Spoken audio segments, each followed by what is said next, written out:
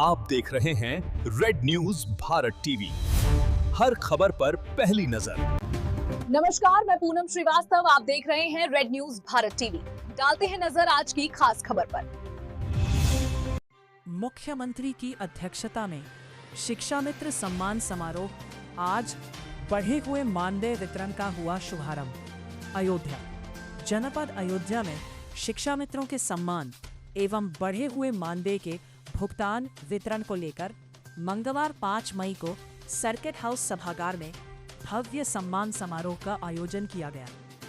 कार्यक्रम के संबंध में आयोजित प्रेस वार्ता में उत्तर प्रदेश सरकार के मंत्री एवं शिक्षा मित्र नेता संदीप सिंह ने बताया कि मुख्यमंत्री योगी आदित्यनाथ की अध्यक्षता में आयोजित इस समारोह में शिक्षा मित्रों को सम्मानित किया गया तथा बढ़े हुए मानदेय के भुगतान का शुभारंभ भी किया गया।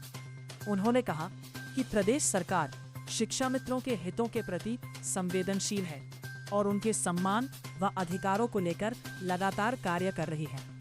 समारोह में जनप्रतिनिधियों एवं विभिन्न गणमान्य लोगों की उपस्थिति रहे। कार्यक्रम में विधायक रामचंद्र यादव, वेद प्रकाश गुप्ता, अभय सिंह, अमित सिंह चौहान सहित कई जनप्रतिनिधि शामिल हुए।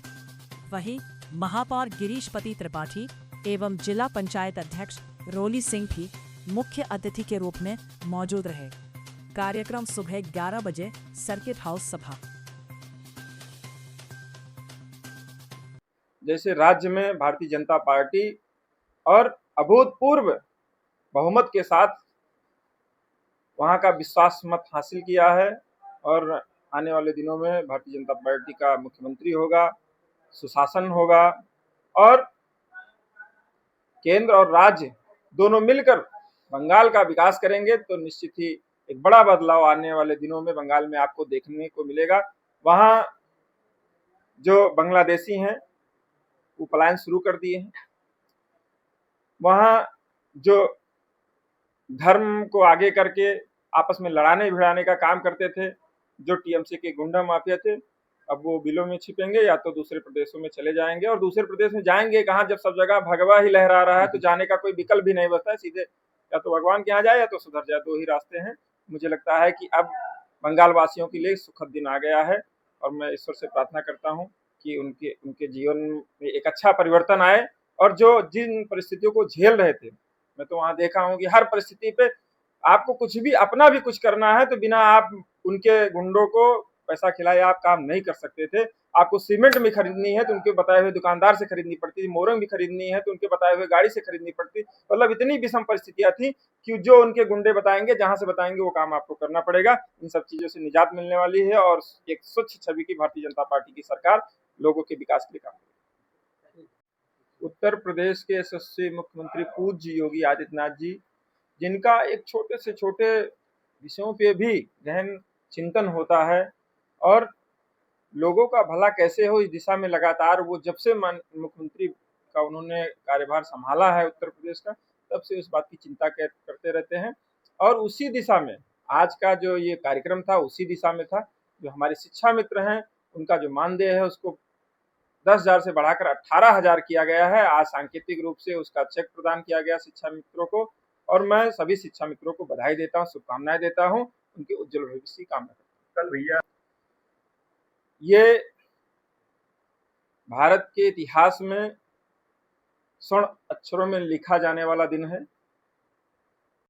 सबसे पहले आपके चैनल के माध्यम से मैं बंगाल वासियों को और खास करके देशवासियों को इस जीत की ढेर सारी बधाई और शुभकामनाएं प्रेषित करता हूं अपनी तरफ से और भाजपा पार्टी की तरफ से। ये बहुत बड़ी जीत है।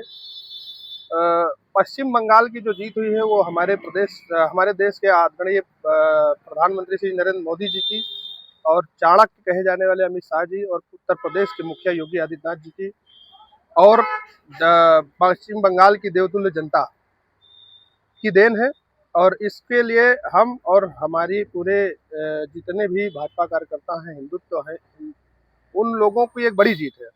इस जीत का श्रेय हम पुनः आदरणीय मोदी जी और योगी जी को देते हैं और वहाँ की देवतुल्य जनता को, जिन्होंने एक बदलाव, जो वहाँ तानाशाही थी, जो वहाँ के लोग पीड़ित थे, जहाँ की जनता परेशान थी वहाँ की सरकारों से, उसमें बदलाव की उनको दिखा कि भाजपा की गवर्नमेंट अगर आएगी, माननीय